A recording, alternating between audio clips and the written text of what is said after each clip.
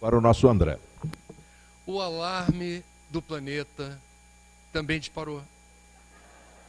O alarme do nosso coração está disparado. Agradeço o convite, a honra de estar aqui. Eu vou começar pelo título que foi conferido ao nosso seminário: Responsabilidade com a Natureza. É possível que alguns de nós aqui entendamos que o título remete a uma responsabilidade que a gente deva ter com a natureza tangível e visível à nossa volta. Responsabilidade com os rios, com os mares, com a floresta, com as montanhas das Gerais. Responsabilidade com a natureza. A natureza é uma palavra que alude ou remete a algo que está fora. Então eu vou começar contrariando o senso comum e vou tentar, ao longo da minha explanação, sustentar a tese de que o meio ambiente começa no meio da gente. Responsabilidade com a natureza é uma responsabilidade com a vida que começa dentro de nós. O Espiritismo é claro quando afirma, quando Jesus falou: no reino de meu Pai há muitas moradas. A doutrina espírita mostra e evidencia que todos nós somos constituídos nas diferentes moradas do Pai dos mesmos elementos constitutivos de cada planeta. Portanto, nós temos uma relação próxima demais com a morada que nos acolhe. Pegando carona no Antigo Testamento, do pó viestes, para o pó voltareis. Para alguns soa como uma poesia bíblica. Não, isso é física, isso é um conhecimento já construído e que a gente precisa prestar atenção. Nós somos feitos de pó de estrela, nós somos feitos de poeira cósmica. Nós transportamos nas veias minérios que jazem nas profundezas do solo, especialmente desse estado, e que um bom médico, quando pede exame de sangue, haverá de aferir se temos saúde a partir da quantidade ou do coeficiente de ferro, manganês, sódio, potássio, zinco, que a gente precisa ter dentro da gente e que vem do lado de fora. Sais minerais, os elementos minerais constituem o nosso corpo, o nosso ser, e necessitamos deles para ter saúde, alegria e longevidade. Qualquer um de nós sem ferro suficiente vai ter anemia. Com anemia você não trabalha bem, não estuda bem, não namora bem. Você vai ficar em apuros. Portanto, o que está fora está dentro. Se nós detonamos, destruímos, dilapidamos o planeta na sua resolução mineral, isso de alguma forma se volta contra nós. Da mesma forma, a água, caprichosamente distribuída na superfície da Terra, na mesma proporção em que se resolve no nosso corpo, 70% de água salina. Os oceanos primitivos de onde veio a vida tinham o mesmo sabor das lágrimas que vertemos de alegria e de tristeza. O soro fisiológico que nos socorre em momentos difíceis é o mesmo do líquido do reino aquático. E precisamos, o médico que pediu o exame de sangue é o mesmo que vai dizer: está se hidratando direitinho? 2 litros de água por dia? Porque a gente precisa visceralmente desse elemento da natureza. O que está fora está dentro. Se macular, depredar, poluir, devastar do lado de fora, isso repercute no nosso projeto evolutivo, na nossa qualidade de vida. Da mesma forma, e a gente malbarata esse elemento, não prestamos atenção, especialmente no Brasil, na péssima qualidade do ar inalada nas cidades. Em São Paulo, a poluição do ar já tem determinado, em média, o desencarne precoce em aproximadamente 2 anos a menos do paulistano. Pesquisa da USP do Dr. Paulo Saldiva. A gente banaliza falando ar. É muito mais do que ar. É o supremo nutriente da vida. Uma pessoa que esteja nas profundezas dos escombros de um prédio que ruiu por conta de um terremoto ou qualquer outra coisa, haverá de resistir por vários dias sem comer. O corpo aguenta o tranco. Um número menor de dias sem ingerir líquidos, o corpo haverá de resistir. Quanto tempo sem respirar? Não façam o teste. É pouquíssimo tempo. Isso dá uma ordem de grandeza do senso de urgência do supremo nutriente, que na mística tradição da Índia não se chama de ar, se chama de prana, que vitaliza meridianos, chakras e torna possível a nossa existência nesse planeta. Responsabilidade com a natureza significa cuida bem de tudo que está fora, porque o que está fora está dentro. Nós somos feitos de ar, nós somos feitos de água, nós precisamos visceralmente do ar. Se não, sabendo usar, não vai faltar. Se não soubermos usar, estaremos cometendo ecocídio. É uma palavra nova, é um neologismo, mas que alude a... Se nós no século XXI temos consciência dos riscos que o nosso estilo de vida tem determinado sobre a resiliência do planeta, a integridade dos recursos fundamentais à vida, e mesmo com essa informação não mudamos rigorosamente nada nos nossos hábitos, comportamentos, padrões de consumo, nós estamos avalizando a depredação dos recursos fundamentais à vida. Suicídio é o ato voluntário de suprimir a vida orgânica. Ecocídio é essa omissão, essa leniência, essa tolerância com uma cultura que promove a degradação dos recursos que permitem a nossa existência nesse planeta. E se a gente não faz o dever de casa de consumir de forma consciente, de fazer uso ético dos recursos à nossa volta, nós aceleramos essa depredação e essa destruição. Eu vim aqui falar de paz. Quando a gente fala de responsabilidade com a natureza, a gente está falando de algo muito maior do que a agenda preservacionista. Nós estamos falando de paz. E vamos combinar? Está na hora de falar de paz. Eu estou vindo do Rio de Janeiro, estava conversando agora com o Lismar, semana passada eu estava com o Alberto Almeida em Belém, violência em Belém, violência no Rio de Janeiro. A violência não é um fenômeno só das grandes cidades brasileiras, é um fenômeno mundial. Estamos vivendo um momento, inclusive, em que a geopolítica internacional está muito contaminada de discursos belicistas e intolerantes. O momento é difícil, inspira cuidado. Todos nós estamos valorizando cada vez mais a paz quando ela falta. É que nem água. Tem um samba que diz que valoriza-se a água na sede. Na hora da sede você pensa em mim. Quando falta paz a gente fala, eu preciso de paz. Eu não posso continuar vivendo sem paz. Pois bem, o que paz tem a ver com natureza? O que paz tem a ver com o meio ambiente? Tudo. Primeiro, lembrar o compromisso que o cristão tem com paz. Um dos propósitos mais nobres do cristianismo é promover a cultura de paz. Bem-aventurados os mansos e pacíficos, pois que herdarão a terra. É uma das bem-aventuranças do Sermão da Montanha. O Evangelho assinala a paz como o norte magnético da bússola, o mandamento mais importante.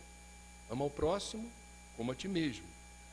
No reino do amor, a gente precisa praticar a tolerância, a humildade, o acolhimento, a paz como princípio.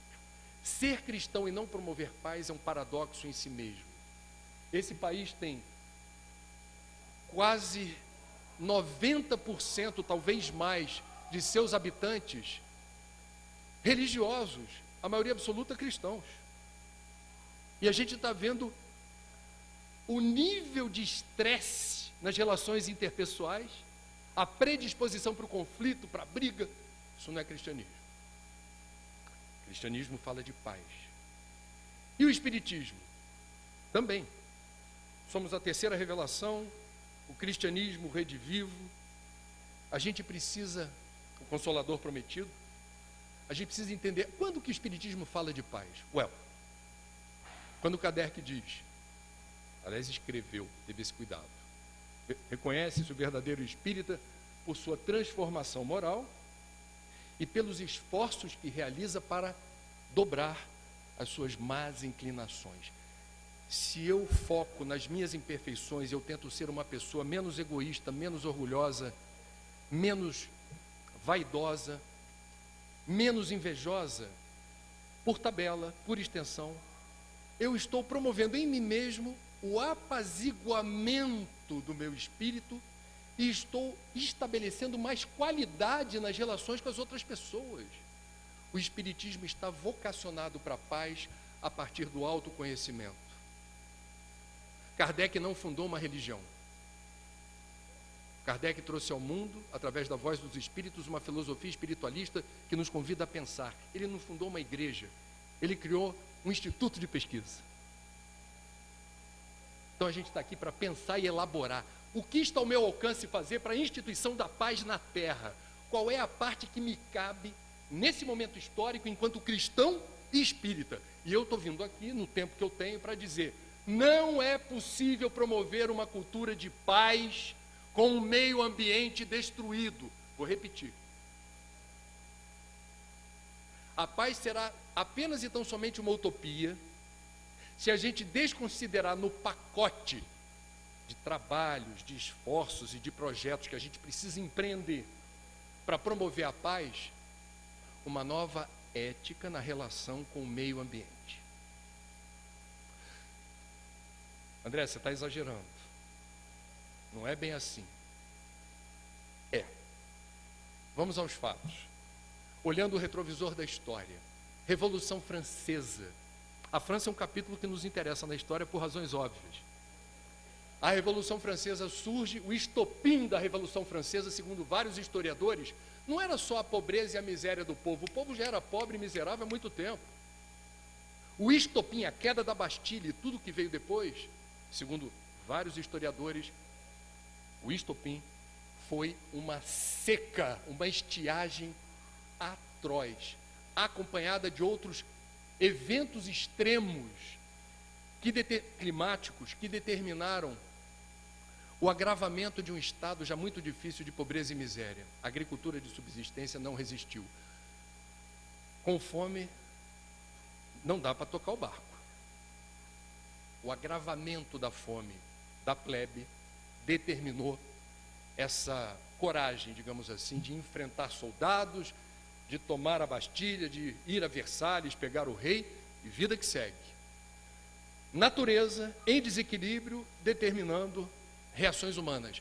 Mais recentemente, na Síria, vocês devem estar acompanhando, o mais violento conflito do século XXI, que já determinou o desencarne de aproximadamente 500 mil de civis, especialmente mulheres e crianças, inocentes.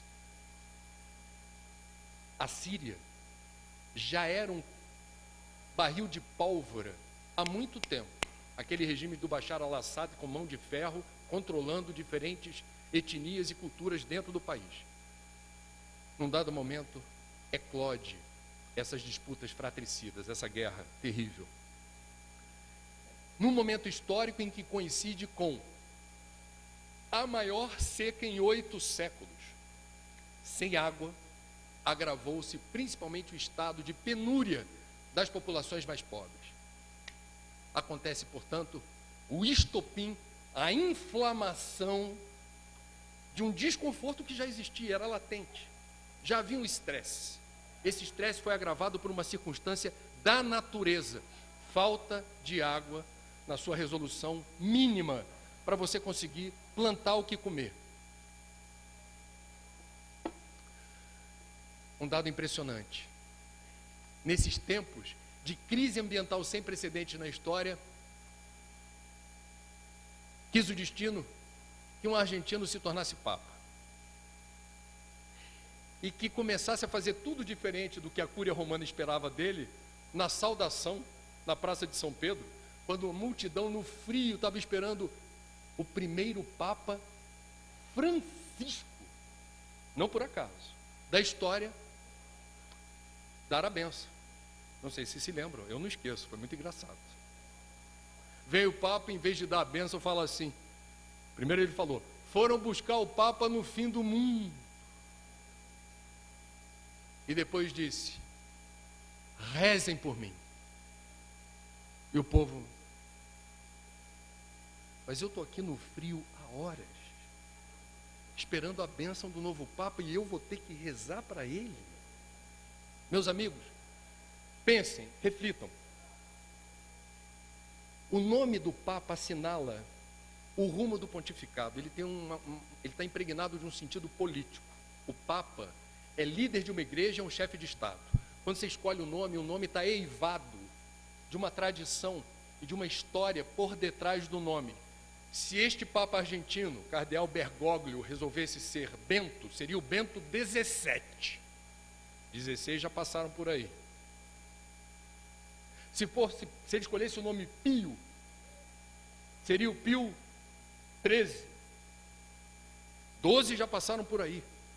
Reparem, nenhum Papa, até o argentino, ousou escolher o nome Francisco, o Poverello de Assis. E foi o cardeal brasileiro, diz a tradição, antes do Papa escolher o próprio nome, falou assim: não se esqueça dos pobres. Cardeal brasileiro, de São Paulo. Escolheu Francisco. Por que nenhum Papa antes escolheu Francisco de Assis? E quando a gente pensa, eu não vou ter muito tempo para discorrer sobre isso, 8 séculos atrás, mais ou menos, nas trevas da Idade Média, aquele que reencarnou em Assis, filho do comerciante rico Bernardone, com a expectativa de seguir a tradição de comércio na família, ele veio para constranger uma igreja corrupta e opulenta. Ele veio para resgatar o real sentido do Evangelho. Ele veio para causar algum desconforto ético ao Papa que, segundo os historiadores, chegou a encontrá-lo. Um rapaz jovem, magro, com trajes andrajosos, um traje de mendigo, que veio lá da Úmbria para chegar no Vaticano, e o Papa teve naquele momento, num relance, a percepção de um constrangimento causado por aquele que se dizia preocupado com os rumos da igreja. Esse Papa Francisco fez a primeira encíclica da história, inspirada na natureza. Laudato Si, louvado seja, extraído do Cântico das Criaturas, empresta nome à encíclica de Francisco, que num resumo criminoso que eu vou fazer aqui, recomendo a leitura, não é muito extenso. Os vaticanistas dizem que foi a encíclica mais fortemente impregnada de ciência na história da igreja. Encíclica significa literalmente circular, é a mensagem direta do Papa, não apenas para os católicos, mas para aqueles no mundo que querem saber o que esse segmento cristão tem a dizer. É o convite do Papa para uma reflexão. E Francisco resume na encíclica o seguinte: este modelo de desenvolvimento que está aí, a um só tempo, não promove inclusão social, erradicação da miséria e da pobreza, não é o principal compromisso desse modelo, e exaure, destrói, devasta a natureza. Portanto, este modelo não deve ser seguido. E ele orienta os cristãos: reflitam sobre o que precisamos fazer para não permitir o ecocídio na nossa, a expressão que ele usa é linda, casa comum. Casa comum. O planeta é a casa comum a nós todos. E como toda casa precisa ser bem administrada. E quem administra somos nós, porque Deus delega. Deus terceiriza. É engraçado que tem espírita que se assusta com isso, fala assim: mas é? Ou então relaxa dizendo assim: nossa, o André me deixou tenso. Ainda bem que eu sou espírita e sei que vivemos num mundo em transição. Daqui a pouco vem a regeneração. Ou seja, tudo que ele está falando, que pode acontecer se a gente não tomar cuidado, não deve acontecer, porque a transição planetária haverá de determinar um outro estado de coisas. O espírita que diz isso, me permitam a franqueza, talvez não tenham, Pacini, estudado o suficiente a nossa doutrina. Porque se eu bem entendi, por exemplo, a definição de mundo de regeneração, segundo Santo Agostinho no Evangelho segundo o Espiritismo, diferentes categorias de mundos habitados: mundo primitivo, mundo de provas e expiações, regeneração, mundo feliz ou perfeito. No mundo de regeneração, é algo melhor do que vivemos hoje, do ponto de vista ético e moral. O que a gente chama hoje de dor e sofrimento no mundo de regeneração, será outra experiência menos dolorosa e sofrida. Mas há dor, há sofrimento, porque ainda estamos com um estoque de imperfeições considerável.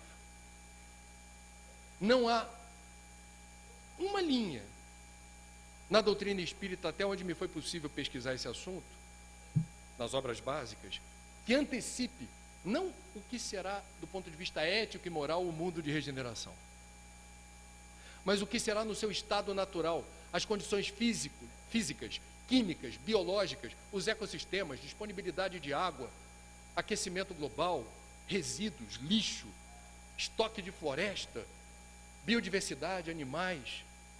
Não há uma informação sequer da doutrina espírita que nos antecipe o que será o mundo de regeneração do ponto de vista ambiental. A pergunta que eu faço a vocês é: por que a espiritualidade maior sonegou essa informação? Por que não sabemos antecipadamente qual será a situação física, química, biológica, ecossistêmica, disponibilidade de água, etc., do mundo de regeneração? A gente editou, e agora tem uma versão revista e atualizada do livro Espiritismo e Ecologia, que foi editado pela FEB. A FEB tem um corpo editorial que dá medo, que o povo vê com lupa tudo que você está falando. Se tiver uma coisinha que destoe da visão do corpo editorial da FEB, daquilo que eles entendem que seja a pureza doutrinária, eles elegantemente vão falar assim: o livro está bom, entretanto, sugerimos a supressão. Eu pensei que esse trecho fosse sair, porque o que eu disse no livro foi: não é por acaso que não temos essa informação.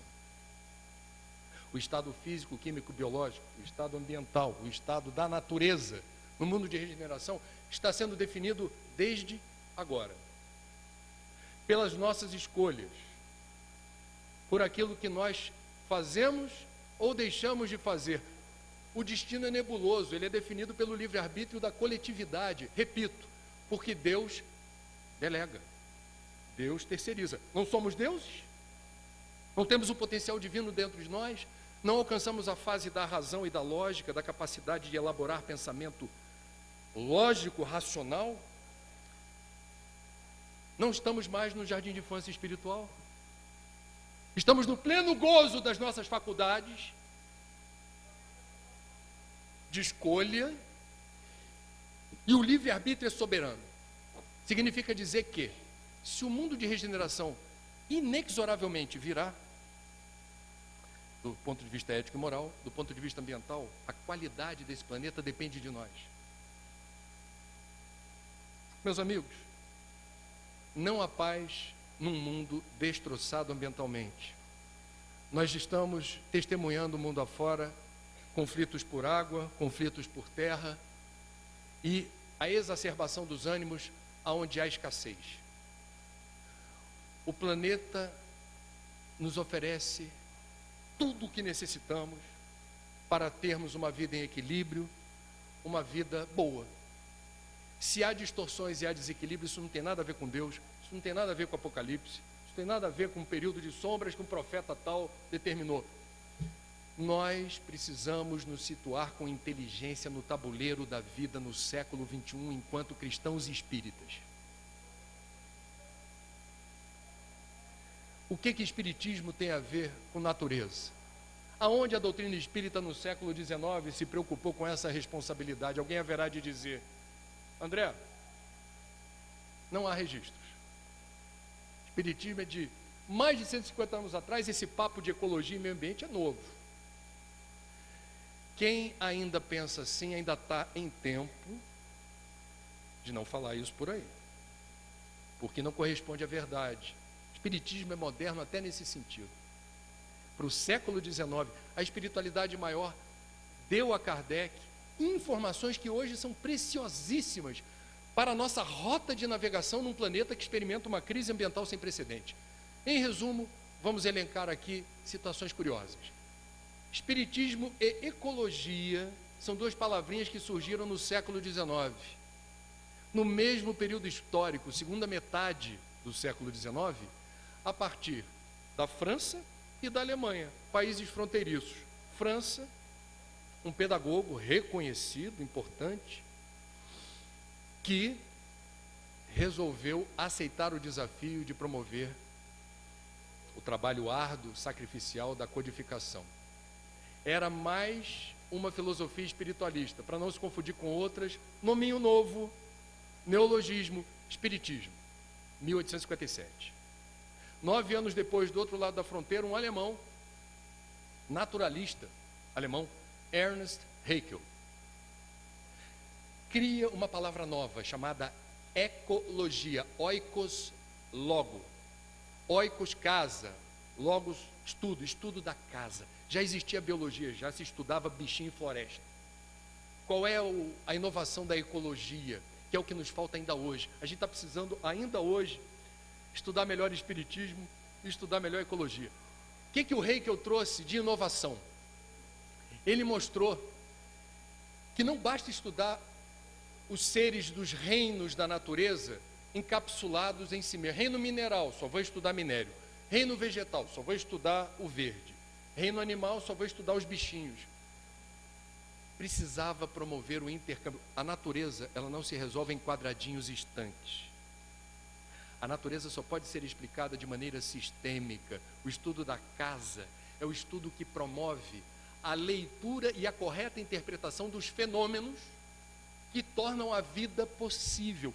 E a vida é um fenômeno resultante de uma combinação de fatores complexos que resultam em vida. Uma vez, fofoquinha, me convidaram para fazer uma palestra remunerada numa grande empresa do setor de papel e celulose do interior de São Paulo. Eu já sabia que essa empresa gostava de chamar a plantação de eucalipto de floresta. Eu sou, como vocês sabem, para alguns, um ecochato biodesagradável. Por telefone eu disse para a pessoa que me convidou que se eu fosse mesmo aceitar o convite, eu teria que manifestar livremente o meu pensamento sistêmico, ecológico. Não, tudo bem, André. A gente convida pessoas que não são do meio para a gente trocar ideias. As grandes empresas estão fazendo isso. Falei, então eu vou. Fui. Na primeira fila estava só aquele CEO. Você sabe que papel e celulose é muito dinheiro. Os engravatados todos na primeira fila. Na segunda fila, outros engravatados. Os funcionários do dia a dia mais para trás. Eu olhava para eles o tempo todo, que era neles que eu queria chegar com mais ênfase. Eu comecei a minha fala dizendo assim: vocês chamam floresta de plantação de eucalipto. Está errado. Plantação de eucalipto é monocultura de eucalipto. A vida, por princípio, é um fenômeno complexo. Uma floresta depende de uma biodiversidade, não apenas de vegetais, mas de passarinhos, minhocas, lagartas, seres microscópicos, bactérias. Tudo isso resulta numa combinação monumental, com trocas, intercâmbios, interações que permitem a vida, parafraseando o Cristo, que quando falou isso, disse num outro contexto, permitem a vida em abundância. A vida em abundância. Isto é natureza. O povo da frente me olhou, será que espírita percebe? Eu já fui saindo dali aplicando o autopasse, mas o povo de trás gostou. Não é um privilégio poder falar o que se quer. Ainda pagam para isso. O que a gente precisa então entender é que Haeckel sugeriu um olhar sobre a natureza que é muito parecido, guardadas as proporções, com o olhar de Kardec. É um olhar que não é óbvio, que não entende a vida apenas na sua resolução visível e tangível.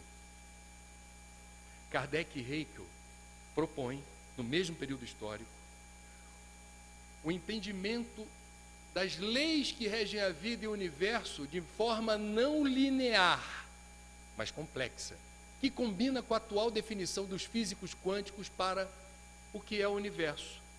Eles costumam dizer e escrever: é um conjunto de fenômenos interligados, interdependentes, que interagem o tempo todo.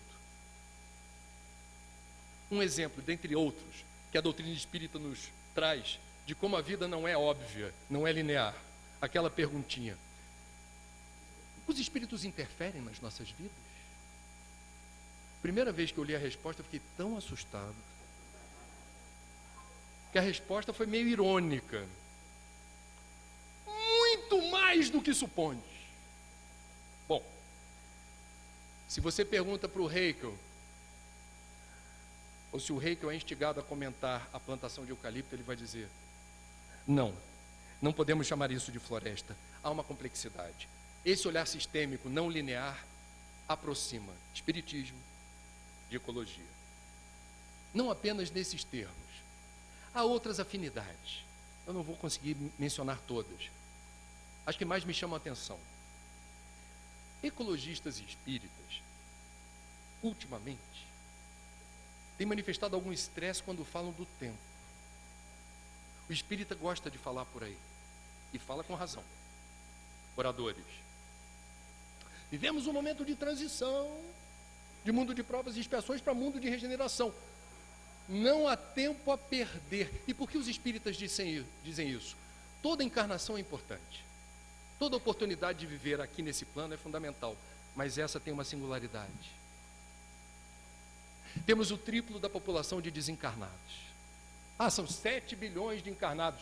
Põe aí 21 de desencarnados. Aí aquele que está estupefato com o nível de violência, com a alta do dólar, com a situação do seu time de futebol, com a falta de grana, com a perda da saúde, com a perda do emprego, haverá de dizer: Senhor, tanta gente para encarnar e estou euzinho aqui, o que eu fiz para merecer isso? Existe essa leitura de alguns, inclusive espíritas, intimamente, não dava para ser um pouco depois? É um privilégio estar aqui, nesse momento. E ser espírita, diante dessa crise, vivendo o que a gente está vivendo, com a função de semear valores, ideias, testemunhos do mundo de regeneração, não é punição, não é castigo. São palavras démodé, não combinam com o espiritismo. Nós estamos aqui por um propósito muito nobre, considerando este período de tempo. Portanto, se o acaso não existe, estar encarnado no planeta Terra e ser brasileiro, nesse momento, não é pouca coisa. E aí os espíritas, quando falam disso, dizem: valoriza a tua encarnação. Quem está vivo está em missão. Não é isso? E o que a gente precisa fazer? Os espíritas instigam. Quem está meio alienado, meio disperso, meio distraído e assiste a uma palestra espírita, sabe aquele que não é espírita, caiu de paraquedas no centro e ouve alguém falar isso? A pessoa sai meio atormentada, fala assim: nossa, mas se for isso mesmo, eu não sei quando eu vou desencarnar, então cada momento é importante. O emprego do meu tempo e da minha energia tem peso 2, vale muito mais nessa encarnação, num período de transição, sendo eu espírita, tendo acesso a tantas informações. Um garoto de 12 anos hoje tem muito mais informação do que eu quando tinha 12. Portanto, as ferramentas de conhecimento, de acesso à informação e à instrução estão amplamente disseminadas. Ninguém poderá desencarnar e dizer: eu não sabia. Você pode dar várias desculpas, não dê essa. Quem avisa, amigo é. Teu guia e mentor pode dizer: melhor dar outra desculpa. Você viveu numa era onde nunca houve tanta informação em profusão no varejo. E qualquer celular de 5ª categoria, tendo acesso à internet, você entra na biblioteca do Vaticano, na biblioteca da FEB, onde você quiser. Os espíritas botam pilha em relação ao tempo. Se liga no tempo. O tempo é um recurso natural não renovável. O tempo passa e não volta.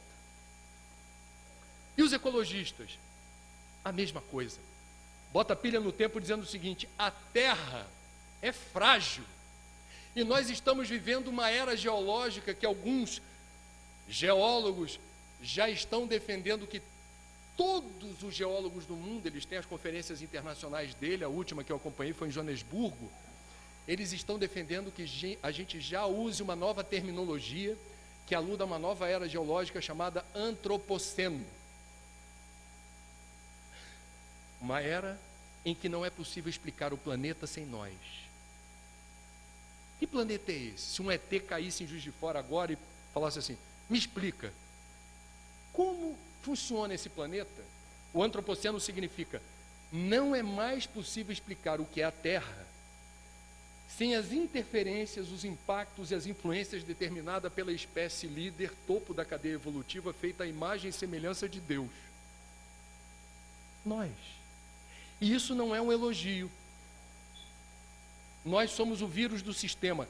O nível de interferência ultrapassou, eu diria, a capacidade do antivírus do computador suportar. Então a gente já mudou o sistema. E os ecologistas dizem, não há tempo a perder, é preciso reduzir dramaticamente emissão de gases de estufa que agravam o aquecimento global, é preciso estancar a sangria de perda de vegetal e de espécies do reino animal. Me perdoem a franqueza, não podemos continuar privilegiando o culto ao descartável. Relatório das Nações Unidas, até 2050, pelo andar da carruagem, a gente vai ter mais plástico do que peixes nos oceanos. Então, somos espíritas e eu acredito que alguns dos copinhos plásticos que no passado, delituoso de minha parte, eu já descartei por aí, é possível que se eu tiver o privilégio de reencarnar na Terra, eu reencontre alguns desses copinhos. Você consegue imaginar o pesadelo que eu estou andando por aí? O vento sopra e aparece um copinho e você tem uma experiência atávica, magnética.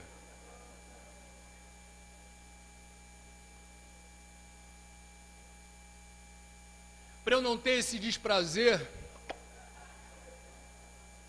eu tento reduzir a minha pegada ecológica com estratégias que funcionam.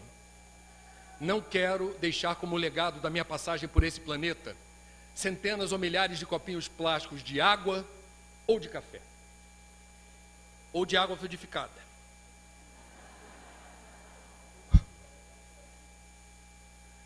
Aí o povo pergunta, mas como é que eu faço no meu centro? Depois a gente conversa. Aliás, no livro tem dicas. Bom, um outro aspecto importante que diz respeito a espiritismo e natureza é a forma como espíritas e ecologistas falam de lixo. Isso é interessantíssimo. Ecologista, você sabe, ele está toda hora chamando a atenção, né? Olha o lixo, olha o culto ao descartável, não pode jogar fora, se jogar fora, joga no lugar errado, recicla. O melhor canudo é aquele que você não usa, né? O mundo está saturado de lixo. Não jogue fora por um motivo muito simples. Não existe fora. Não existe lá fora. Sabe aquele ditado assim?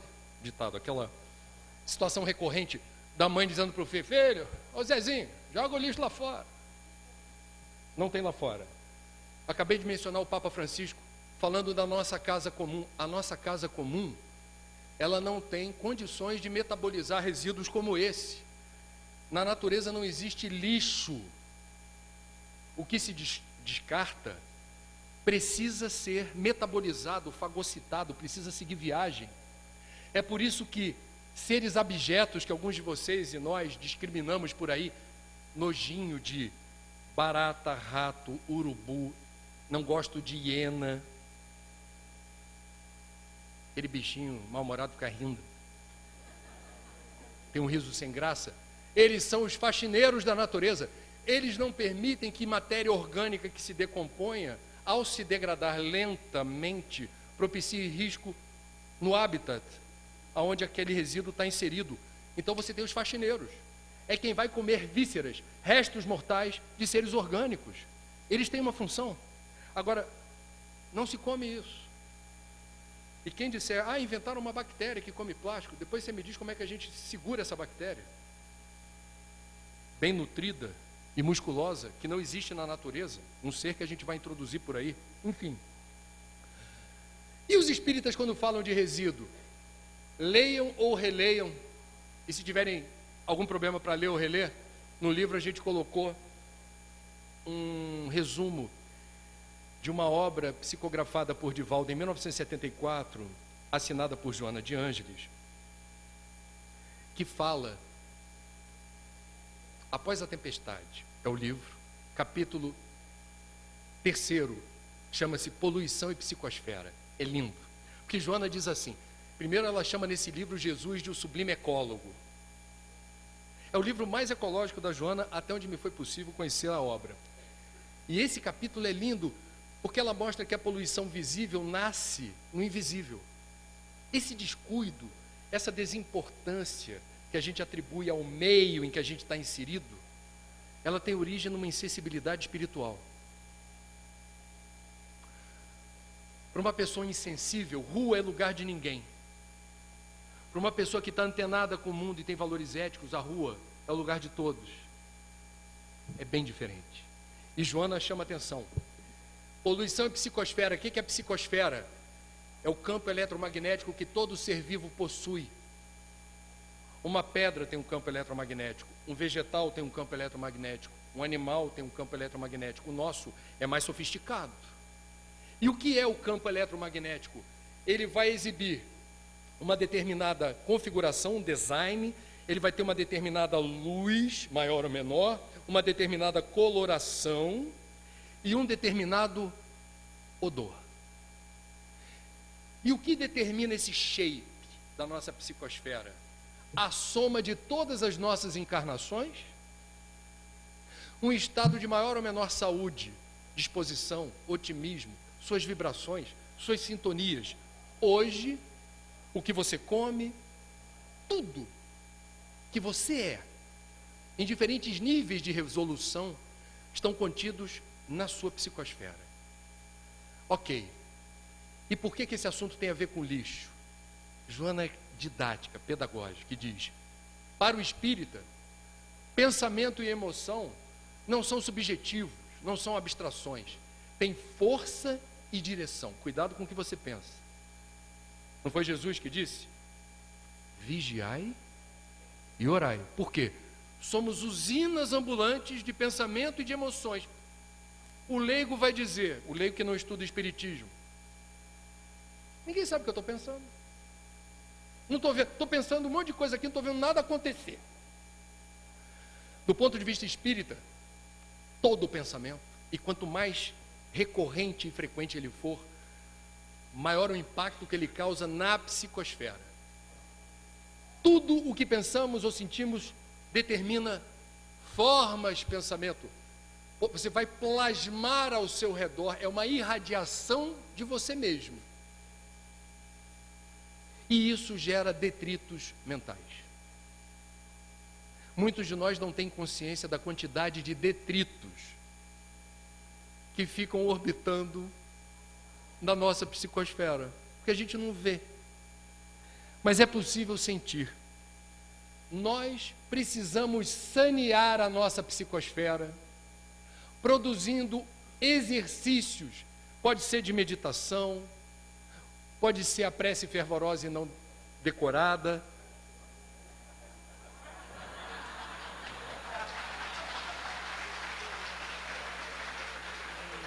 Por favor.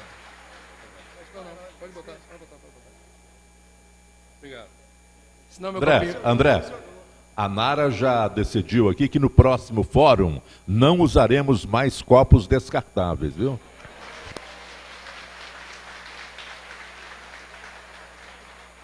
Meus amigos, Joana de Ângeles agradece. A nossa psicosfera, portanto, produz detritos. Nós somos 7 bilhões de encarnados que produzimos irradiações mentais e resultante de estados emocionais. À medida em que mantemos a invigilância como regra e não como exceção no nosso comportamento, Nós estamos saturando a nossa psicosfera de miasmas, larvas, formas de pensamento em desequilíbrio, que pesam, que saturam o nosso ambiente. Por que a FEB, todo ano, faz a campanha do culto do Evangelho no Lar?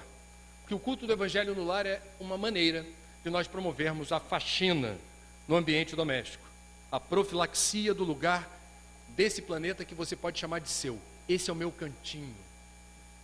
Esse é o lugar do planeta onde eu sou o que eu sou. Eu não preciso fingir nada. Aqui eu fico do jeito que eu quiser, falo o que eu quiser, sinto o que eu quiser. Eu e eu. Cuidado. É nesse momento que, sendo o que a gente pode, por invigilância, determinar situações hostis ao nosso equilíbrio. Porque a soma dos detritos mentais pode interferir na maneira como você começa a ter a dificuldade de enxergar com otimismo a vida, a capacidade de resolver problemas, a capacidade de ter esperança, pode interferir em estados de inapetência, insônia, tristeza persistente, estado depressivo e uma eventual depressão.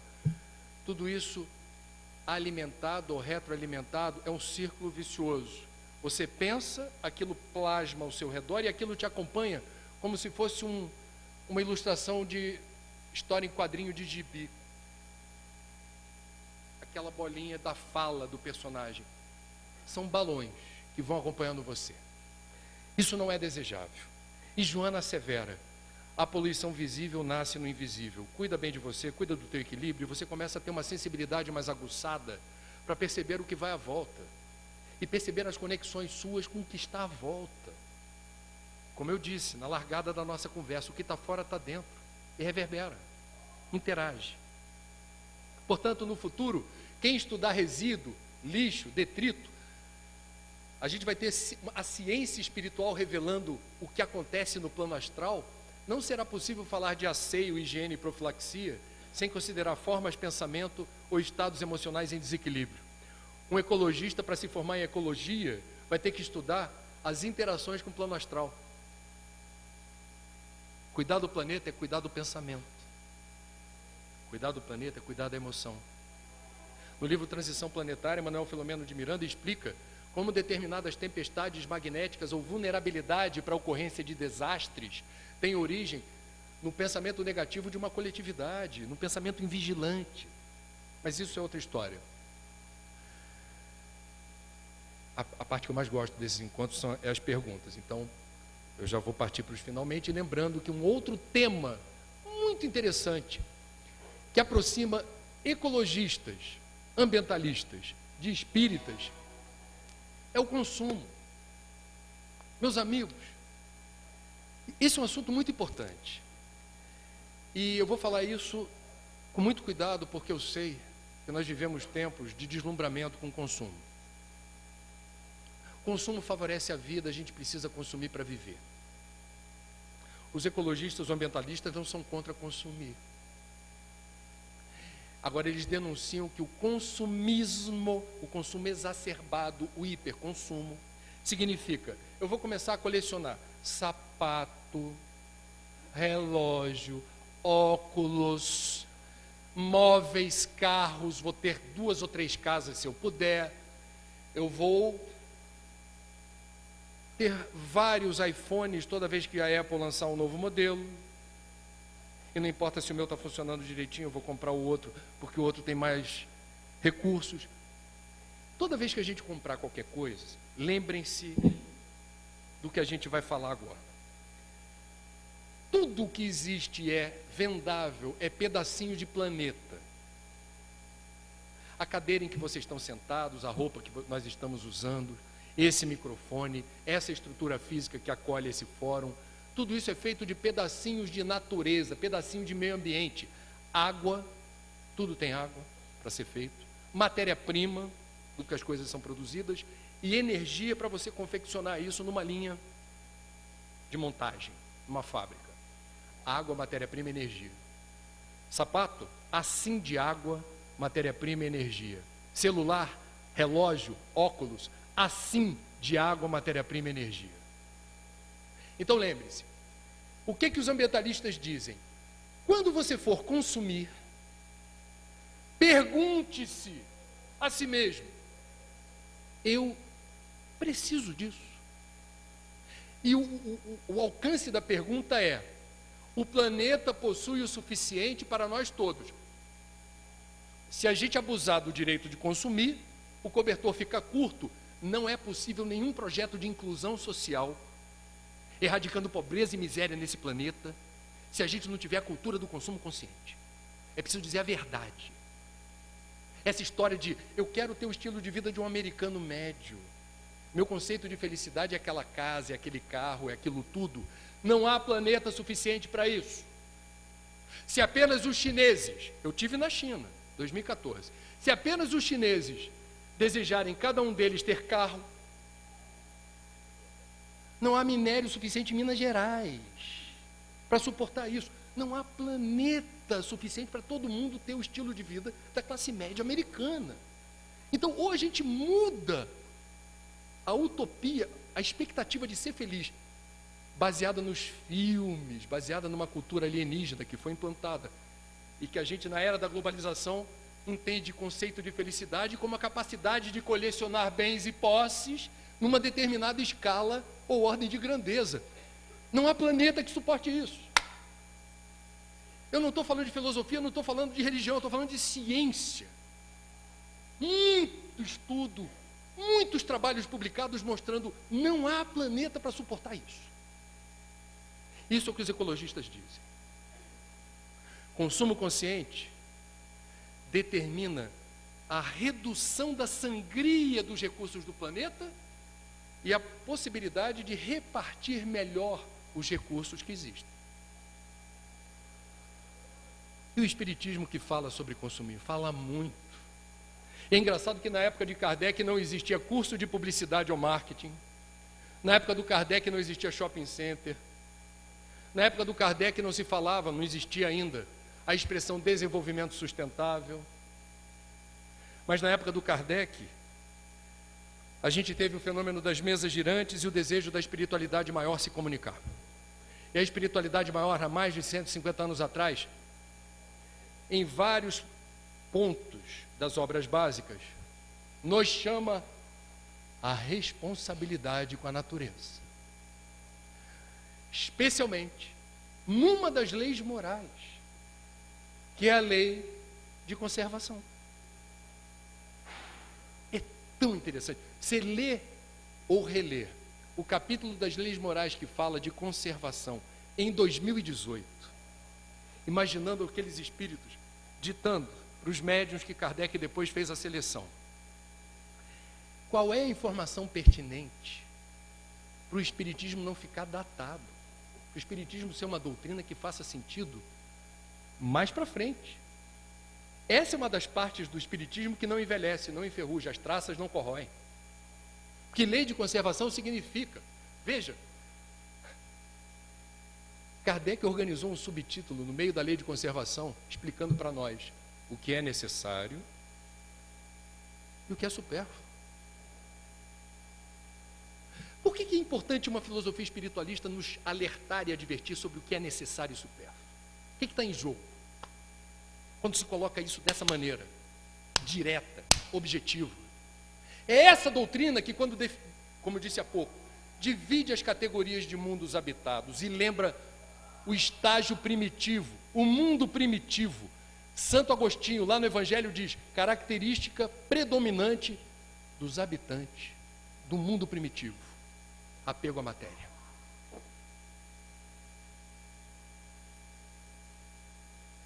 A gente está no mundo de provas e expiações ainda. O que tem de apego à matéria não é brincadeira. A gente está querendo ir para o mundo de regeneração achando que o Natal pagão,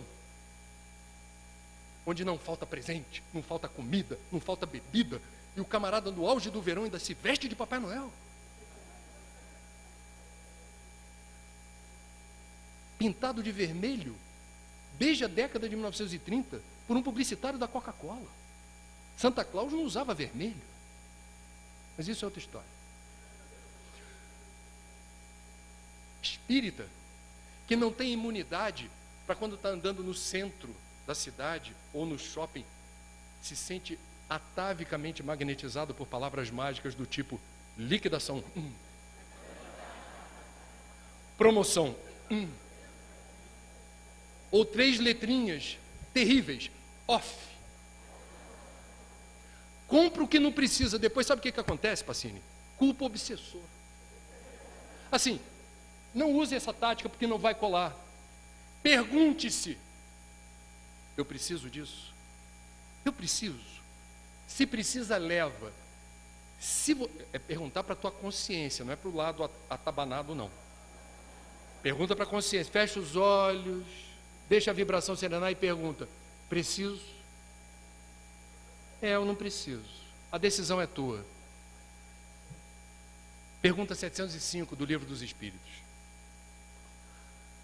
Kardec foi um excelente jornalista. Essa pergunta foi magistral. Por que a Terra nem sempre ao homem oferece o necessário?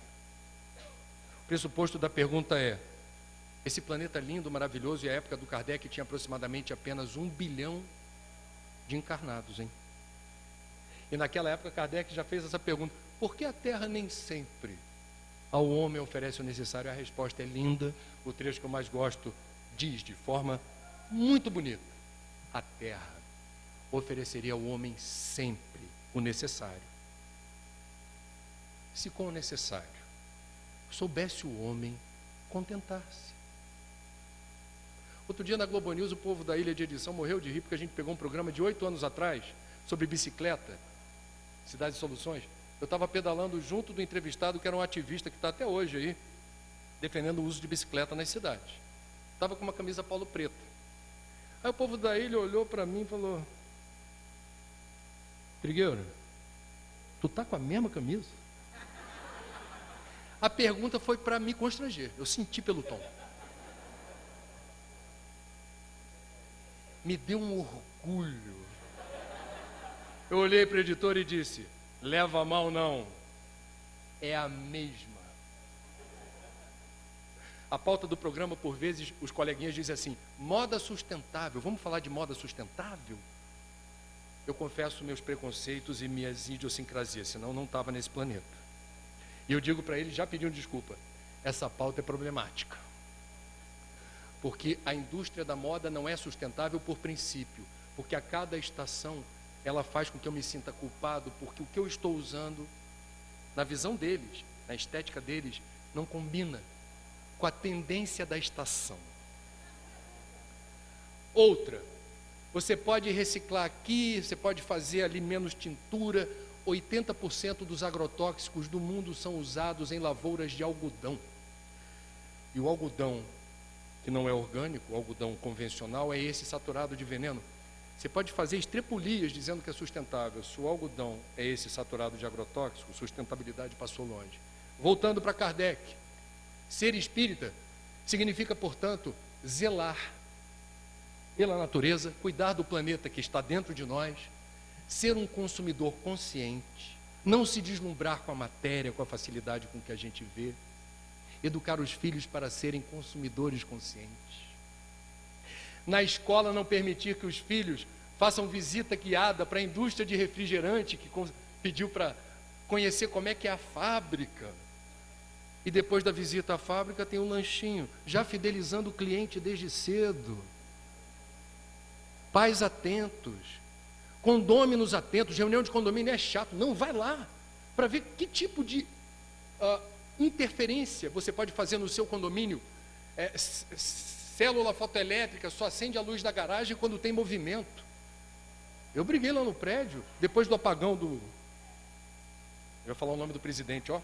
Depois do apagão que o Brasil teve, a gente fez um dever de casa bonitão. Segurar consumo de energia. Lá no meu prédio, no Rio de Janeiro, depois relaxou. Eu chegando tarde do trabalho, em casa, as luzes da garagem acesas. Eu chegava para o porteiro-chefe e falava: querido, por que elas ficam acesas? Não, é automático. Aí eu falei: olha só, eu quando chego de madrugada, só tem na garagem, além de mim, espírito desencarnado e barata. nenhum dos dois precisa de luz acesa. De tanto que a gente ficou no pé com outros aliados no prédio, célula fotoelétrica de novo. Acende quando precisa. Elevador. O camarada chega, aperta, o social aperta de serviço. O que chegar primeiro eu pego. Aí depois reclama que a conta de luz vem alta.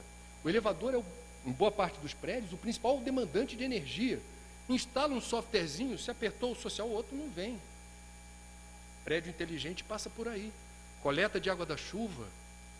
Coletor solar em lugar de chuveiro elétrico. Acender luz num dia de sol num ambiente fechado é a derrota do green building, da construção sustentável e inteligente. Muita coisa por fazer. Por último, eu queria lembrar, e eu sempre venho lembrando isso, que nós somos brasileiros nessa encarnação de um planeta em crise. E o que significa ser brasileiro quando o assunto é meio ambiente?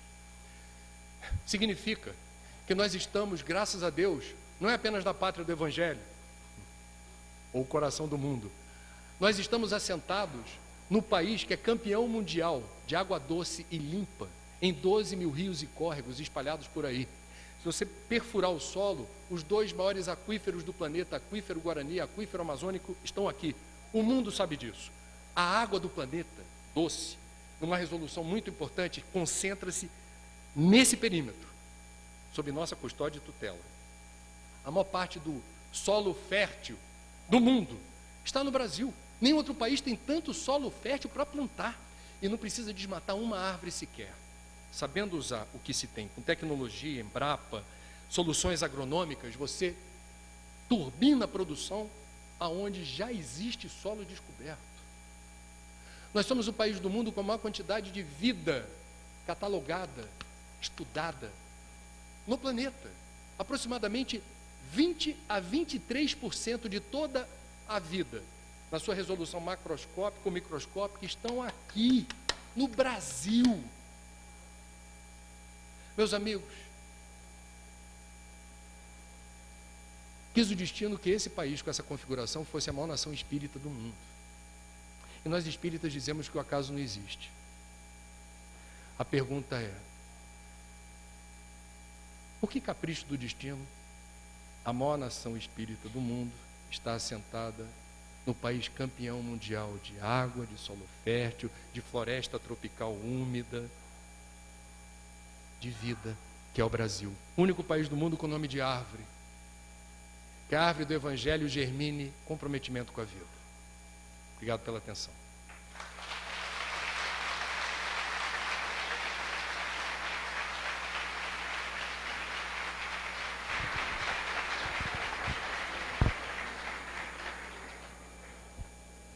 Algumas perguntas já estão aqui, vocês podem continuar perguntando aí e entregando as nossas voluntárias.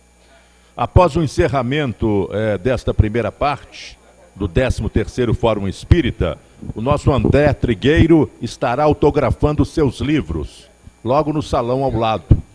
Caminha aqui direto, vai até o final, virando à esquerda, o salão está logo ali.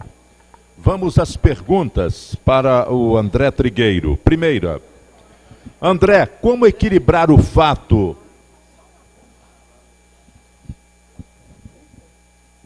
Vai interromper o evento?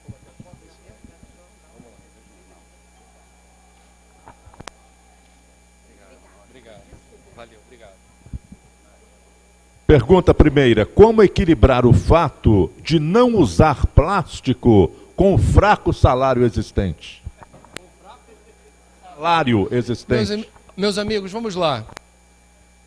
Eu não entendi a relação, confesso, entre baixo salário e plástico. Eu tenho 51 anos, eu estou vendo um monte de gente nova que nem eu aqui. Vocês são de uma era que não tinha saco plástico em supermercado, feira livre, hortifruti, padaria, como a gente tem hoje. Então me desculpa, naquela época, a renda média do brasileiro era muito menor. O Brasil era um país rural, a maior parte da população vivia no campo, o índice de analfabetismo era crônico, a pobreza era num nível muito superior a de hoje. Essa pergunta não combina com o que eu conheço da história do Brasil. Então, a farra dos plásticos descartáveis está sendo abolida em boa parte do mundo, e o país campeão mundial de vida, de natureza, não pode avalizar isso em nome do respeito a quem é pobre, não entendi o casamento. A gente precisa promover inteligência nos processos de envase de produtos e de transporte de produtos da feira, do supermercado, do hortifruti, para casa. Repito, eu sou do tempo que o saco plástico, a sacolinha plástica fina, estava invisível no varejo. Na média, os brasileiros eram mais pobres e não ficaram mais ricos por causa do saco plástico. Como predadores, somos agentes da escassez. O que e como as casas espíritas poderiam intensificar ações de paz, atuando nos cuidados não só do espírito, mas também do corpo? Meus amigos, a doutrina espírita nos traz um manancial inesgotável de informações relevantes para a promoção da saúde, do equilíbrio, da harmonia, da serenidade e da paz. A resposta, a pergunta, ela remete às rotinas que as casas espíritas devem promover no que tange a palestras públicas, atendimento fraterno, a parte mediúnica, se for possível, uma obra social que a casa pode ter ou apoiar no exercício da caridade, que é o fundamento, é a parte mais importante da encarnação de todos nós. O conhecimento de nada vale se não for aplicado no desdobramento do exercício desinteressado de ajuda ao próximo, seja o próximo quem for. Então, o meu entendimento da doutrina, pedindo vênia ao mestre Pacini, o que a gente entende é que existe um lugar no umbral reservado a espíritas profundamente identificados e conhecedores da doutrina, que conhecem de cor e salteado perguntas e respostas de Livro dos Espíritos, etc., que foram envolvidos com o movimento espírita, que participaram ativamente das rotinas das casas espíritas. Aí vocês vão perguntar, e por que eles foram parar no umbral? Porque eles não praticaram no coração aquilo que eles ensinavam para os outros. Então, é o arremate. Tem as atividades da casa espírita, mas de nada adianta praticar na casa espírita as rotinas que se entendem corretas no exercício do que seja o espiritismo na prática, se a gente não sentir o espiritismo no coração. Por que em cidades grandes como Rio de Janeiro, Juiz de Fora, não promovem a obrigatoriedade de separar os lixos recicláveis? Faço minha parte, separo o lixo, mas os garis recolhem e misturam tudo. Muito bem. A culpa é do prefeito. Eu não sei quem é o prefeito de Juiz de Fora, eu sei quem é prefeito do Rio. Lixo no Brasil é assunto de prefeito. Agora, se o prefeito não faz o dever de casa, não culpe só o prefeito. Então, parabéns a você que faz a sua parte. Agora, eu vou dizer o que eu acho que pode ser feito. Em primeiro lugar, toda cidade tem catador, ou cooperativa de catador, ou aparistas, sucateiros. Quem procura, acha. Informe-se sobre onde você pode deixar os seus resíduos ou, eventualmente, alguém que possa buscá-lo. Fiz um programa há pouco tempo na Globo News sobre um aplicativo, anotem, Cataqui, com K, Cataqui. Você vai descobrir no Brasil inteiro, é o Tinder da reciclagem. Você vai descobrir no Brasil inteiro, aonde há, na cidade em que você estiver, catadores disponíveis para coletar na sua casa os recicláveis. Lá em casa eu sou quase de lixo zero, porque os recicláveis a prefeitura, graças a Deus, pega. O lixo orgânico eu não deixo ir para aterro. Eu pago R$60 por mês para uma ONG chamada Ciclo Orgânico, que são garotos recém-formados que criaram uma startup para fazer um novo negócio. Eles vão buscar de bicicleta, com bombonas, o seu lixo orgânico. Frutas, legumes, verduras, os restos. Eles pesam na porta da sua casa e anotam quantos quilos. Lá em casa está dando 4 a 6 quilos por semana. No final do mês, dependendo da quantidade, eu ganho um brinde. Pode ser terra adubada, resultante do lixo orgânico que eles promovem compostagem. Eles estão crescendo alucinadamente no Rio de Janeiro, não crescem mais porque eles estão situados na Zona Sul. Na Zona Sul não tem tanto espaço aberto para fazer compostagem. Estou muito feliz de, ao desencarnar, quando fizerem o checklist da minha encarnação, vão ver um monte de coisa mal resolvida. Mas no quesito lixo eu estou bem.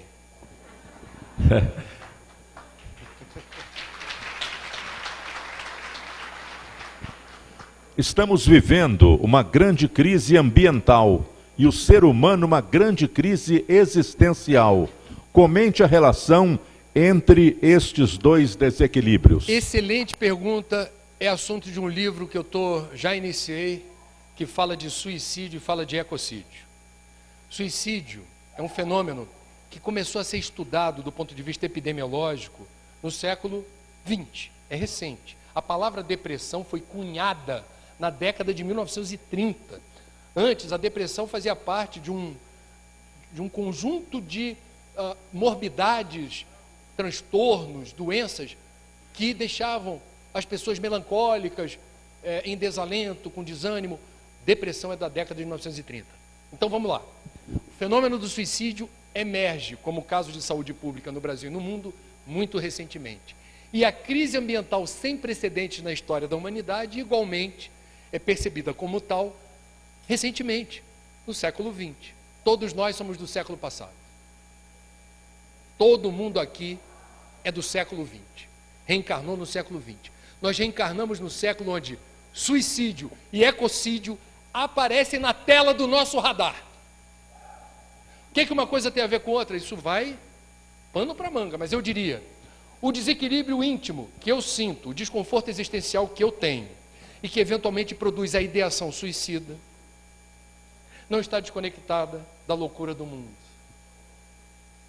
da insensibilidade, da distração, da alienação, da dispersão, do consumismo, dos valores exacerbados do culto ao próprio corpo, do foco equivocado do emprego do tempo e da nossa energia, onde a taxa de retorno do capital espiritual investido, ou seja, quando Kardec, no Livro dos Espíritos, nos revela que a maior parte dos desencarnados, quando chega lá, reporta principalmente o quê?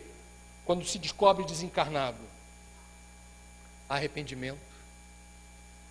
Porque malbaratou o tempo de uma forma que hoje, como desencarnado, faz falta.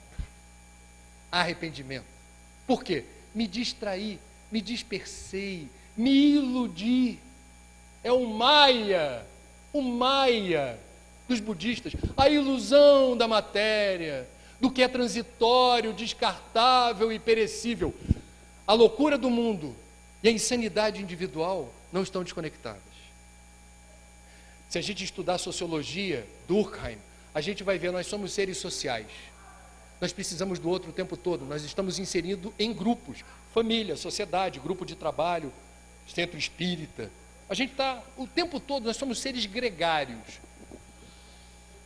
Portanto, não é possível imaginar que uma pessoa tenha predisposição para se matar, em boa parte dos casos. Isso tem uma interferência do meio em que ela está inserida. No livro O Consolador, Emmanuel responde a essa pergunta sobre... A pergunta é mais ou menos assim: exerce alguma influência no espírito o meio ambiente que ele está inserido? Emmanuel é taxativo e diz sim, e eventualmente constitui prova para que você transforme problema em solução, adversidade em algo que possa ajudá-lo a seguir em frente. Então, obrigado pela pergunta. Suicídio e ecocídio têm a ver uma coisa com a outra, em algum nível. André, diante do caos climático que enfrentamos atualmente, queria que você comentasse a respeito da cruel indústria da carne. Como fica a questão do sofrimento dos animais, sendo que eles não têm débitos anteriores e têm que passar pela dor e sofrimento dos abatedouros? Vamos lá. Bom, eu vou responder com base naquilo que eu imagino ser a correspondência do que eu li e das reflexões que eu fiz e venho fazendo há muito tempo sobre esse assunto. Em primeiro lugar, todos nós deixaremos um dia de fazer uso de alimentação grosseira. Carne, principalmente. Por quê? Porque o nosso destino é evoluir. A evolução implica num ajuste também da forma do perispírito. perispírito vai se tornando leve, quintessenciado, a correspondência material também. Então, os corpos de carne, os corpos físicos, a indumentária carnal, na linha do tempo, tende a ser menos demandante de alimentação grosseira. Ok? Muito bem, isso é um ponto. Aqueles de nós que ainda sentimos a necessidade de fazer uso de carne, de proteína animal, para seguir em frente, deveríamos fazer a seguinte pergunta: eu como porque eu gosto e estou encarando todas as situações envolvendo o consumo de carne, que eu vou descrever já já quais são, ou eu como porque é a cultura carnívora dessa parte do mundo, porque o Brasil é o país da churrascaria rodízio, do churrasquinho de fim de semana e da pecuária extensiva como principal causa do desmatamento da Amazônia, tá? Então a gente tem um pacote no Brasil meio sinistro em relação à indústria da carne. Estou nem falando de friboi. Não vou falar disso. Então vamos lá. Aqueles de nós que fazemos uso de carne, a minha sugestão é, se for possível, reduza, sem sacrifício, reduza o consumo. Por quê? Primeiro, a carne no Brasil não é certificada. A carne que a gente compra pode ter cheiro de floresta queimada ou digital de mão de obra escrava ou infantil. Indiretamente, ao comer carne, podemos ser avalistas do desrespeito à legislação ambiental e legislação trabalhista. Segundo, a maioria absoluta dos abatedouros brasileiros tem rotinas assustadoras de métodos que implicam em sofrimento, dor e crueldade dos animais. Sem necessidade, quero frisar isso. Existem procedimentos reconhecidos inclusive pelo Ministério da Agricultura, de protocolos éticos de criação de animais que os vegetarianos e veganos não reconhecem. Diz, vai morrer, não tem solução. Mas o fato é que você tem como promover criação, transporte e abate de animais, reduzindo drasticamente dor, crueldade e sofrimento. Essa dor, essa crueldade e sofrimento ficam impregnados na carne, na textura, no descarrego de substâncias como adrenalina e outras que são transportadas para dentro do nosso corpo. A tendência, segundo alguns estudos, é de que pessoas que comem muita carne têm um comportamento, por vezes, uma inclinação maior para agressividade, impaciência, intolerância, por conta disso. Não há discussão sobre o que acontece com a carne quando a gente come, dentro de nós. Ela apodrece, ela entra em estado de putrefação. Quem come muita carne se expõe a problemas como câncer de intestino e outros, porque a metabolização disso dá trabalho para o corpo. Os gaúchos, que são conhecidos pela maneira como transformaram o churrasco numa ciência, tem um jeito certo de fazer tudo: corte, preparo, assar. Hermógenes, que introduziu a Hatha Yoga no Brasil, escreveu num de seus livros que os gaúchos conseguem reduzir as taxas de câncer de intestino, que não são pequenas por lá, a partir da cultura da ingestão de erva mate, que dá desonera em certa medida os efeitos colaterais da carne em abundância. Então, meus amigos, repetindo, comer é assunto de cada um. O que você quer comer, a hora que você quer comer e de que jeito você vai comer é assunto de cada um, exceto filhos que estão sob nossa tutela e custódia. Lá em casa vivemos uma situação curiosa. Minha filha mais nova, agora ela está com 17, vai fazer 18 daqui a pouco, já há alguns anos queria ser vegetariana. Não quero comer carne. Eu fiquei calado e quem cala consente. Minha mulher falou assim: você é muito magrinha, você não come bem, você vai comer carne enquanto eu achar que você deve. Ela é bem democrática. Uma excelente mãe.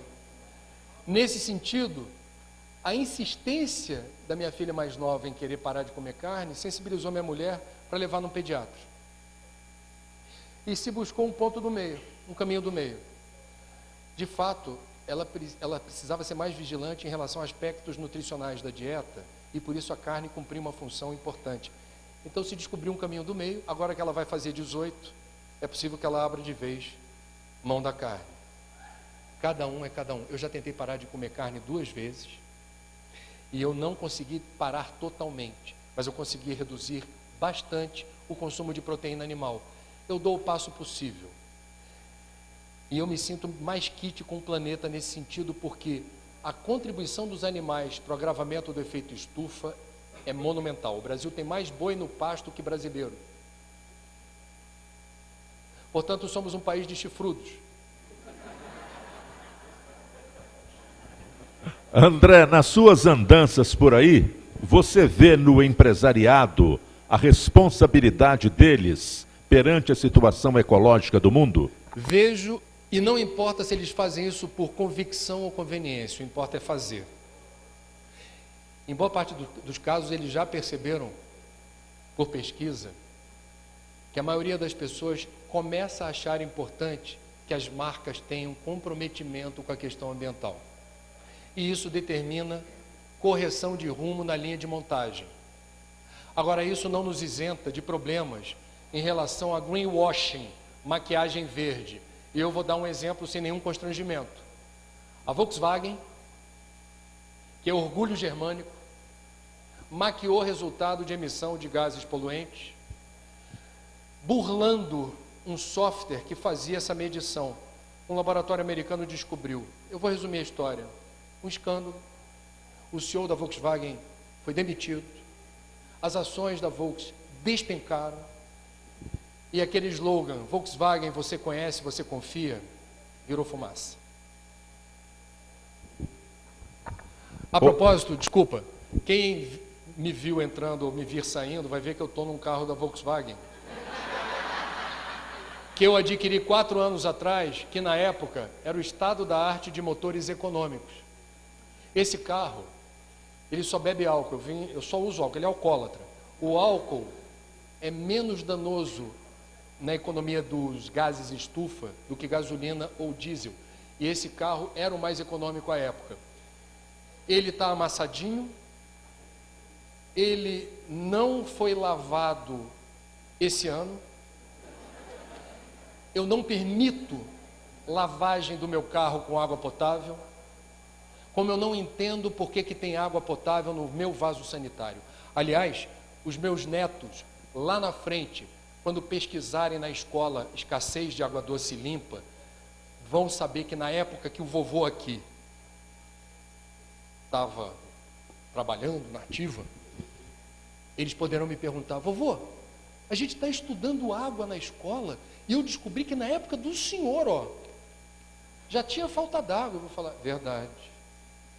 E a professora contou que na época do senhor, mesmo faltando água, no vaso sanitário, a água que levava embora o número 1 ou o número 2, era água potável, tratada, inodora, insípida, transparente, repleta de cloro, de sulfato de alumínio, de algicida, uma água nobre, uma água cara, uma água rara, no vaso sanitário, vovô? Eu não tenho resposta ainda para isso me tira o sono. Mal comparando, é como hoje, a garotada na Alemanha volta da escola aprendendo o que é nazismo. O protagonismo da Alemanha em 2 guerras mundiais, a ascensão de Hitler, Terceiro Reich, a raça ariana, etc. O bisavô está lá vivinho. Volta para casa, olha para o bisavô. Posso falar com o senhor? Pode. Não, que a gente está estudando na escola, nazismo. O bisavô já se contrai. Eu queria saber, o senhor viveu essa época? Vivi. De que lado o senhor estava? Pensem nisso. No futuro, não pensa no guia espiritual que vai perguntar isso para você. Porque Deus delega, Deus terceiriza, a tutela e a custódia do planeta é assunto nosso. Esse é um condomínio, é a casa comum. Não espera o guia perguntar para você, que fizeste do conhecimento que adquiriste para ser um bom gestor dos recursos da terra? Pense nos seus netos, quando perguntarem para você algo parecido com o que eu vou ouvir do meu neto. Vovô, água potável no vaso sanitário? Desde que te ouvi no 8º Fórum Espírita, tenho a minha casa, separo o lixo, sendo alvo de estranhamento. Como ajudar e conscientizar as pessoas sem se irritar? Qual ferramenta da internet você aconselha para atuar na divulgação e estímulo da preservação do planeta? Na internet o que não falta é site, ferramentas incríveis para você se aventurar. Eu estou trabalhando muito na internet. A garotada não está mais na televisão, nem a cabo nem aberta. As pessoas não estão mais ouvindo rádio como antes, estão ouvindo podcast. Eu estou no podcast. O podcast que eu divulguei essa semana foi chamado A Força do Um, que combina com a pergunta, a força do um. O que é a força do um? Não importa o estranhamento causado. Não há nada mais influenciador do que a atitude. Eu posso ficar 1 hora falando com vocês e de repente, se vocês me flagrarem, sem eu saber que vocês estão me vendo, fazendo alguma coisa que corresponda ao que eu estou falando, isso fica impresso. A força do um é a força da atitude. Vou dar um exemplo da força do um que eu dei no podcast. Isso eu já passei algumas vezes, que eu tenho um péssimo hábito. Estou caminhando, eu quero desestressar. Estou andando pelo Rio de Janeiro. Escolho o lugar, escolho a hora. Estou andando tranquilo, relativamente. Qual é o problema que eu sempre vivo? Sempre tem resíduo no chão. Zona Sul. André, o que você quis dizer com Zona Sul? Supostamente a área da cidade onde o poder aquisitivo um pouco maior permite as melhores escolas, os melhores professores, as melhores experiências pedagógicas. Resíduo. Aí eu falo, Jesus, minhas costas não vão aguentar. Então eu escolho, quando tem muito eu não fico pegando não. Quando tem pouco eu vou pegando. Mas pego porque eu quero. Que mundo de regeneração eu já falei. É o lugar onde a rua é lugar de todos. Não é que nem hoje tem gente que diz que é lugar de ninguém. Bom, pego, coloco, espero se não estiver por perto, vou levando lá a embalagem do picolé, o saquinho plástico, pego, vou. É engraçado que às vezes me chama a atenção, eu estou distraído, a perplexidade de algumas pessoas. Elas não entendem por que alguém que não jogou aquele lixo se sente incomodado a ponto de pegar e levar para a lixeira. Eu penso e me lembro do livro Fonte Viva, em que Emmanuel ditou para Chico Xavier uma mensagem sempre inspirada em Paulo, cujo título é Um pouco de fermento leveda a massa toda. É linda essa mensagem. E às vezes eu acho que é o pouquinho de fermento que faz a diferença. Você ficar fazendo discurso em prol da destinação correta do lixo, não é que não tem o seu valor, mas se você pega e coloca, aquilo fica registrado. Aquilo marca, faz a diferença. Eu já fui mais atrevido. Eu aprendi com um professor de história amigo meu que falou, André, faça isso. Isso há muito tempo, mais de 20 anos eu falava, eu fico tão passado quando a pessoa joga lixo no chão. Aí o professor falou assim, isso corrói o seu fígado. Você pode fazer diferente. Aí ele me ensinou um método que eu cheguei a aplicar algumas vezes. Se eu estou andando na rua, uma pessoa na minha frente joga um lixo no chão. Jogou. Eu olhei aquilo, o fígado doeu. Minha primeira reação é primitiva. Da época dos visigodos, ostrogodos. Aí eu contenho a adrenalina, ataque cardíaco, a pupila de lá, eu contenho, persigo o resíduo, acelero o passo na direção da pessoa, ensaio um sorriso hipócrita e digo para ela assim, me desculpa, você deixou cair isso no chão. O que é divertido nisso? O lado divertido é, a gente fala de uma palavra que os educadores, ou boa parte deles, não gosta, que é conscientização. Ninguém conscientiza o outro. Isso é um despertar de cada um e nós somos, no máximo, facilitadores. Isso é um facilitador, a consciência do outro. Esse é um recurso que acelera partículas de consciência, porque a pessoa fica constrangida. Primeira coisa que vem à cabeça dela, nossa, que gentil. Acho que não. Acho que tem uma intenção aqui, educada, de mostrar para mim que o que eu fiz, pensando que ninguém tinha percebido como um problema, foi percebido como, no mínimo, má educação. Bem, há várias outras perguntas, mas as respostas já foram dadas nas perguntas feitas anteriormente, as respostas dadas anteriormente pelo André Trigueiro. Tinha tudo a ver, tudo a ver. Então, eu deixo de fazer as perguntas justamente por causa disso, porque ele já respondeu dentro das outras perguntas. Posso falar uma coisa rápida? Pode. É só para lembrar, nenhum dos livros que eu escrevi, eu recebo direitos autorais. Tem o livro da FEB aí, que o recurso é integralmente da FEB, Espiritismo e Ecologia. Os outros dois, Cidades e Soluções, e a versão revista e ampliada de Espiritismo, de Viver é a Melhor Opção, sobre a prevenção do suicídio, tem a totalidade dos direitos para o CVV, que eu acho que vocês conhecem, o Centro de Valorização da Vida, que é uma organização filantrópica, voluntária, sem nenhuma vinculação político-religiosa, que precisa de ajuda. Eles estão recebendo por dia 8.000 ligações. Eles estão recebendo ligações pelo número 188, que é absolutamente gratuita a ligação. E ao final desse ano, pelo andar da carruagem, eles deverão totalizar 3 milhões de atendimentos. Isso dá uma ordem de grandeza de como as pessoas não têm com quem desabafar, não têm com quem conversar seus problemas. O CVV precisa de ajuda. O livro é apenas uma das muitas maneiras de se ajudar o CVV a seguir em frente. Só precisava dar esse toque, que o povo do CVV é muito grato assim quando há qualquer tipo